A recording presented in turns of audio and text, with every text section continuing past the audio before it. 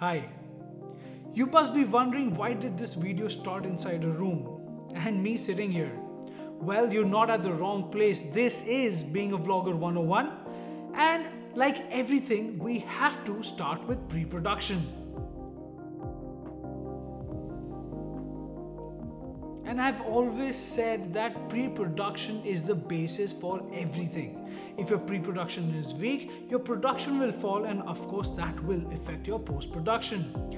Pre-production is like a backbone of a film. You have to be right at every point so that your planning is correct, and of course that will lead to a very smooth production phase.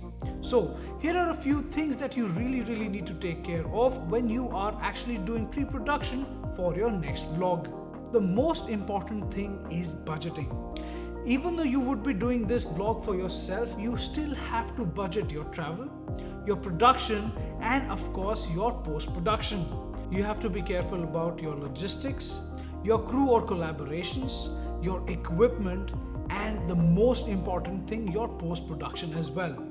Even though if you know editing, do cost for it, so that if in future you're busy with another project and you have to hire somebody from outside, you would have already considered their costs. So always predict costs and add them to your final budget. Now that you understand what are the costs involved in doing your next vlog, well, you have to understand the genre that you are producing your blog for. It is important to see the genre that you're working in, the kind of topics that you will pick, and the likes and preferences of your audience. Imagine if you show comedy to somebody who loves action, or show horror to somebody who loves romance, they will not like it and they will move ahead. Especially on the web, when you upload this video on Instagram or YouTube or any other platform, the attention spans of your viewers is very less. They will move on in a snap of a finger and you will not have the time to recover. So make sure that your audience is adjusted for and you create the right kind of content for them. When you have your audience sorted out and you know who you are creating that content for, now you have to start working on your messaging. Messaging is very important. It should actually fall under the genre that you're working on, and of course do justice to the topic that you've picked. So your messaging has to be very clear, very thought of, and very well researched. Well, when you're researching, learn from others' mistakes and do not repeat them. The best place to research about content, which I personally feel, is of course Instagram, YouTube, but do look out for Vimeo, that is Vimeo, vimeo.com. It is a huge platform which will actually give you access to a lot of free content to view. When you land on the homepage, do not get worried by looking at the pricing options. Those are for actually uploads. Go to inspiration and watch content that has actually won awards and is doing very well on the international circuit. Definitely look out for the genre that you're creating your content for and plan your content accordingly. Of course, do start writing some pointers, if not a script. I know not all of us are writers, but you need to have a bucket list of shots. These shots are the ones that are very important and will help you complete your story. So when we talk about content, well, content is king. You have to research about it, you have to read about it, you also have to watch other films that fall under your genre, get inspired by them, and start creating your own. So look at other people's work, get inspired, and start creating your own stories, because stories connect with emotions and your audience will always connect with yours. If you're working on travel vlogs or documentary, look out for the current images of that place via Google or via the location search on Instagram. This will allow you to do a satellite recce of the place. Another tip is look out for locals and start collaborating with them. For my vlog this time, I am definitely going to collaborate with somebody. Well, that will be a surprise for you in the next segment. And of course, when you are going out, when you are shooting outdoors, you have to get permissions for wherever needed. You could be flying drones or even using tripods in different places. Understand the different permissions needed, look out for them, and even if you decide to shoot guerrilla, please make sure you're not breaking any law or hindering anybody else. Be safe and be secure when you're shooting. It is not only about you, it is about your gear and of course other people around you as well. And last but not the least, you have to determine your equipment needs.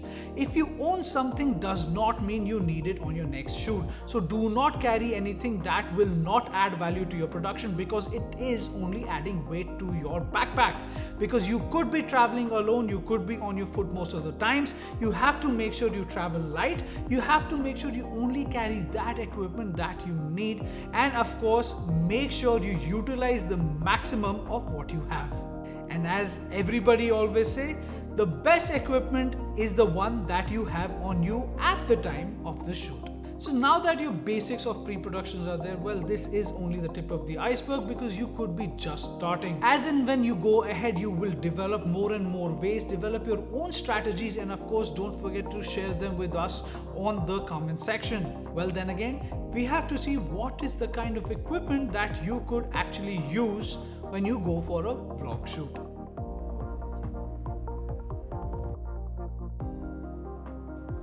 Now that your pre-production is ready, you have to make sure that the equipment that you're carrying to your next shoot is the one that you need. My basic kit could actually have everything in this world, but I prefer carrying it to the minimalistic. Hence, I chose an ecosystem which is very, very light on my back, on my pocket, and of course when I'm traveling, it is very, very easy to use. I am using the Lumix G100 over here. This is a micro 4/3 camera. It is very, very compact and comes with this tripod stick which has a record and shutter release button. But my main purpose with the micro 4/3 ecosystem is that it is very, very compact. This actually fits in my pocket. It is very, very affordable. The micro 4/3 lenses are really cost effective and they really don't burn your bank. This particular camera comes with a kit lens of 12 to 32 mm, which is actually 24 to 64 mm in real world scenario. Because on a micro 4/3 sensor, the crop factor is 2x. But that actually works to an opportunity when you are on the field. The best bit that I love about the stick that comes with this camera, it is actually a tripod as well. So basically I can mount it and keep it anywhere I want without actually worrying about the camera falling down. Other few essential things that I really love carrying with myself are a 25 mm, that is a 50 mm equivalent f1.4 Leica lens, which is mind-blowingly amazing when it comes to the sharpness and quality. And this is this compact. And a tele lens, well, this is actually a 35 to 100 lens, which is actually 70 to 200 f2.8. Yes, this compact 70 to 200 f2.8 and with image stabilization. The camera itself does have a 5-axis image stabilization. The lens just adds more to it and you could actually shoot handheld all the way. Another thing that I love carrying with myself is compact lighting, and well, what is more compact than this? It is actually a wristband and works brilliantly in any situation. It is battery operated and comes in multiple modes. It also has a magnet. You can create RGB colors. Well, it is actually for RGB spectrum and does give me some really, really cool effects if I want to. Well, let's not go crazy. So now that you've determined your equipment needs and have seen what you're gonna shoot with, I'm gonna use this kit to shoot this video and I'm gonna shoot it vlog style. Yes, that means I am going to a surprise destination, which you're gonna see right now. Well, I'll see you there. What better place to do a vlogging video than our own paradise, Srinagar, and this is the Dal Lake behind me. But one tip, whenever you go to a location, try connecting and collaborating with locals. I have with me Owen, who is my local connector, and he is going to be taking us around and telling us the insights of the Dal Lake, where we are shooting the whole video today.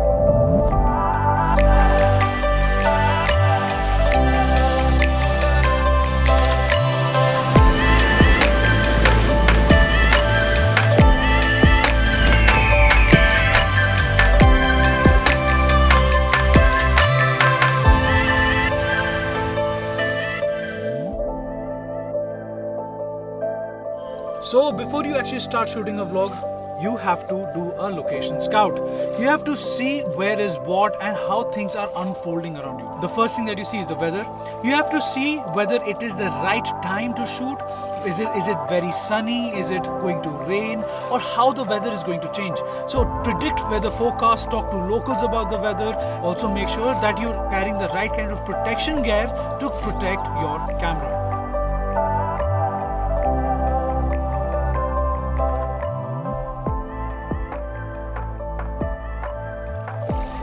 So I'm here at the Dal Lake and I'm inside a shikaro, which is very beautiful. The lake is quiet, it's serene. We're in a part which is very much away from the hustle bustle of the main city. So when you are vlogging, when you are talking about a place, when you are here, please make sure that you are technically correct and you have all your camera settings and the camera basics ready. So check your battery, check your memory card, and of course make sure you have the right kind of support system that allows you to get some very beautiful shots.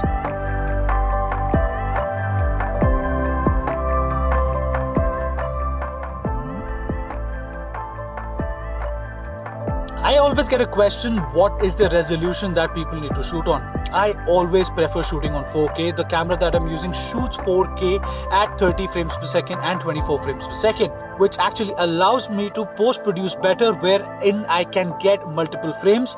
I have a wide which you see right here, and of course I can crop into a close-up in the same frame.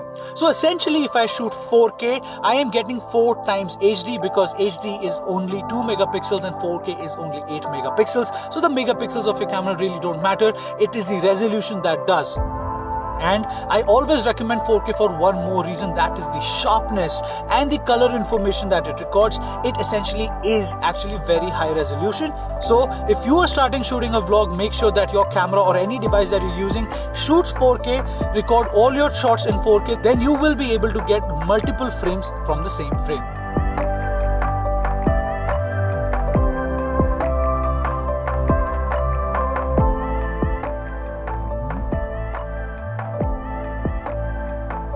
So guys, cinematic vlogs are all about cinematic shot taking. But let's understand what is cinema. Cinema originally was shot and reproduced at 24 frames per second, and that is a standard that was set all around the world. So when we shoot anything with dialogue or with a lip sync, please make sure you're always shooting 24 frames per second. But for any other shot, you can of course go for slow-mo. You do get options like 1080p at 60 FPS and sometimes even 4 times slower with this camera right here, and it also gives you autofocus in the slow motion mode.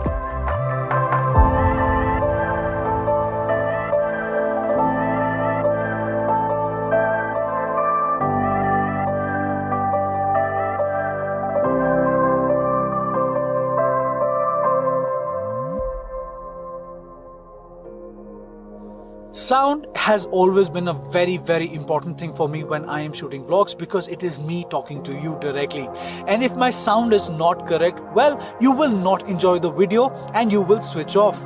Similarly, when you are recording vlogs, make sure that you are carrying equipment that records beautiful sound. You can always use external mics like a lavalier mic or a shotgun mic, but if you use a device that has beautiful inbuilt microphones, well, this is what it is. I'm using the G100, which has the Nokia technology with microphones. It has a 360-degree microphone which records 360-degree sound, great for ambience. Then I can switch to the front mic, which I'm using right now, and of course, right now I am actually using the back mic to utilize the voiceover that I'm doing for this video, and you can see and hear that the voice quality is just amazing. So if you're planning to record vlogs and if you plan to talk a lot into the camera, well, you need to have your sound right.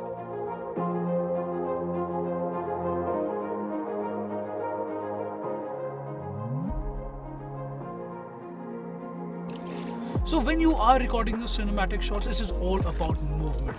You do take block shots, you keep your frame, you compose it, and you get some nice block shots, but movement is what makes it cinematic. I'm here inside a boat, the boat is moving, which allows me to take some really nice perspective shots. I keep my camera as close to the water as possible because the perspective that I get with the camera being close to the water is just amazing.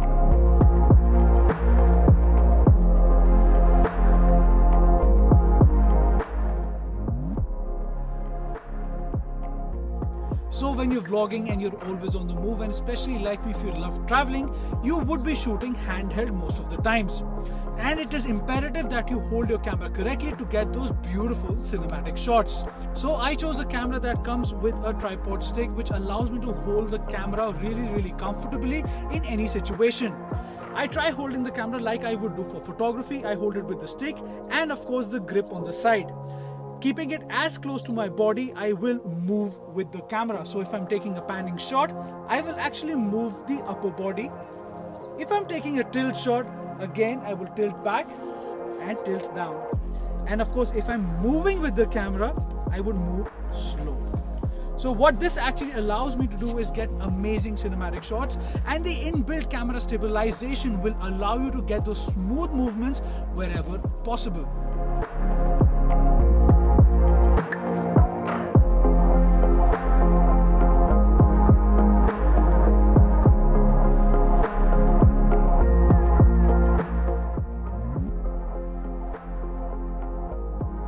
There are so many ways when you can record cinematic shots, and you can cheat some very favorable shots like the slider or even the tracking shot. So what do you do in case of a slider? Well, you just bend your knees and move left to right. And in case of tracking, hold your camera like you do for photography and move like a ninja.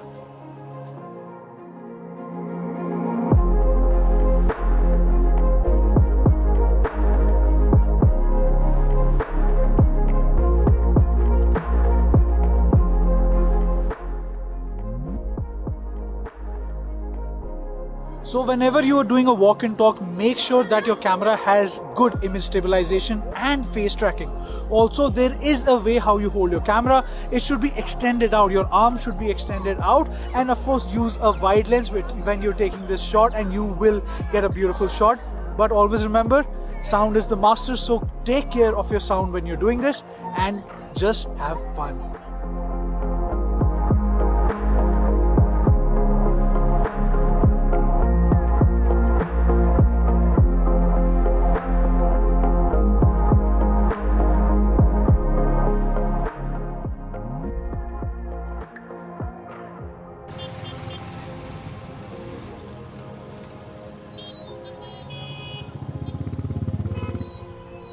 Well, whenever you're on the move and you're traveling, you will get an opportunity to shoot time lapses.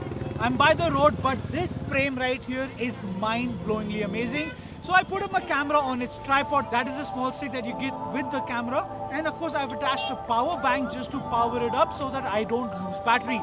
Time lapses are time consuming, so be sure that you get the right frame, right composition, and of course a lot of movement in your frame, because movement is what will add value to your time lapses. A blank grey sky would look very dull, whereas clouds in the sky will add value to the composition and the frame itself. So always make sure you take a look around, take a look at your composition, and there is a movement of interest. And one more tip, keep music in your mind so that you can post-process it better later.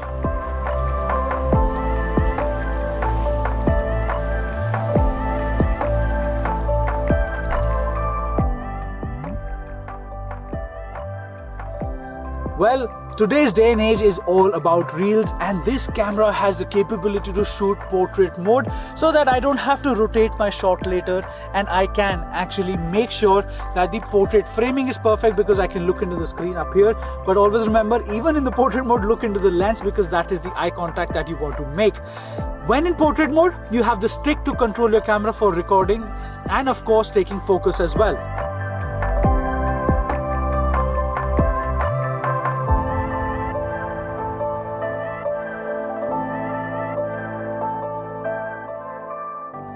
Well, this truly is paradise on earth, and my time here is done, and I'm done with this video as well. And I hope after watching this, you guys will now start shooting vlogs of your own. But before I leave you and go ahead for the last segment of this video, I have a few tips that I want to leave you with. Tip number 1, always set a goal. Make sure you know what you're shooting and why you're shooting it and what your end result is going to be. Tip number 2, select a niche. You have to be sure what kind of vlogs you're creating, what is the genre that you're heading for, and what kind of audience that you will be reaching out to. Hence, tip number 3 becomes understanding your audience. It is very, very important. It is important to understand who you are making your content for, and like we discussed in pre-production, make sure that your future topics depend on the audience that you're targeting, because like I said, a person who likes drama will not like comedy, person who likes comedy might not like action, and somebody who likes action might not like romance. So make sure you understand your audience correctly and hence start creating content. Tip number 4, and a very, very important tip, is consistency. You have to have consistency in your vlogs. Do not skip posting or shooting vlogs. Be very, very regular. Come out with videos weekly, if not 3 times a week. If you're hitting YouTube, you have to be there every week, and you can make sure you put smaller videos in between so that your audience is engaged throughout. But if you're making vlogs for Instagram, well, you have to have content on a regular daily basis. So be consistent in shooting vlogs, and of course shooting more content while you're shooting vlogs so that you can have some content as fillers in between. But being consistent does not mean losing on quality. Hence, tip number 5 is focus on quality and not quantity. Make sure whatever you're shooting is at par or beyond the standard that you set for yourself, and keep going beyond your limits every single time. Try new things, try new concepts, and of course try new styles so that your audience is also engaged and entertained throughout. Tip number 6 is to upgrade your hardware. I'm not asking you to start spending money now. Start with whatever you have, but make sure you plan enough to upgrade your hardware later, be it upgrading to cameras, be it to upgrading to better mics, sounds, lights, whatever. Make a plan for it, arrange your funds accordingly, and invest. But invest wisely. So if you want recommendations, I'm always there to answer them. Tip number 7 is tell a story. Stories are what attract people. Emotions of people are affected if you take them through a journey. So always make sure that whatever you're shooting, a vlog, a B-roll, or any kind of film, it has a story attached to it, which automatically attaches with your audiences and they get involved with it. Camera is your friend. Tip number 8 is talk to your camera like you're talking to a friend. Don't make conversations very formal. Make sure they are involving and they are one-on-one, because your audience is watching the video looking at you. So make sure you're talking to them and not a wider audience. So make it personal. Tip number 9 is something that I've said before. Look into the lens and not anywhere else, because that is what connects with your audience. Your audience is talking to you, and then eye contact works very, very well. So practice looking into the lens and not on the screen or off the screen. Tip number 10, and the most important tip, is start collaborating. The way forward is all about collaborations. Business is about collaborations. Working together is about collaborations. So look out for people who do great content. Look out for their skills. Unite your skills with them, and I know you will come up with some amazing content going ahead. So now that we're done here in this very, very beautiful location, we have to go back into the studio and start the post-production process. Let me take you through that and make your life much easier. Well, that was such an amazing trip. Good weather, one day of bad weather, but overall a great trip. So whenever you are now planning to shoot your vlogs, make sure to take care of the weather conditions wherever you go. And of course, like I said before, have your pre-production checklist in place so that you do not miss out on anything. And now we come to the part of post-production, and everything that you just saw was shot at about 4K at 24 FPS or 1080p in slow motion. Well, the end results are actually amazing. You can actually see them by yourselves. But when it comes to post-processing 4K footage, everybody has this thing in the back of their mind that they might not have the system power to do it. The easiest way to do it is follow the proxy edit mode. The proxy edit mode is where the editing software that you use sheds all the heavy information from your files, reduces the file size, and allows you a smooth editing. You could be using Adobe Premiere Pro, Final Cut Pro, or even DaVinci Resolve. DaVinci is my favorite because DaVinci Resolve is 100% free unless you're looking out for that noise reduction or 10-bit footage. But when it comes to recording vlogs or even doing your videos, please shoot 4K for the higher resolution and of course that much more information and great sharpness and hence great quality. You will be able to edit it. The only time that it will take is import and export.